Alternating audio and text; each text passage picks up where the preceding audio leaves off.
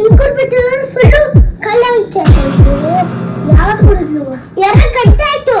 ಅಷ್ಟೊಂದು ನೀವೇನ್ ಮಾಡ್ತಿದ್ರಿ? ಇಂಕು ಕಾಲಾಯ್ತು, ಪೆನ್ಸಿಲಲ್ಲಿ ಬರೀತಾ ಇದ್ದೆ. ಅಯ್ಯೋ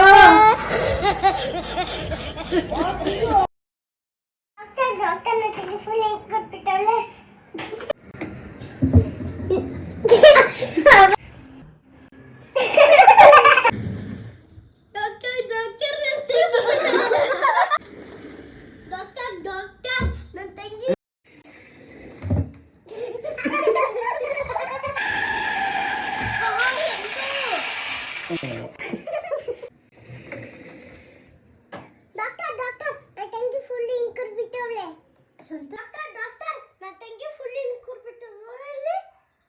ಡಾಕ್ಟರ್ ನನ್ನ ತಂಗಿ ಫುಲ್ ಇಂಕ್ ಕೊಟ್ಬಿಟ್ಟು. ಯಾವಾಗ?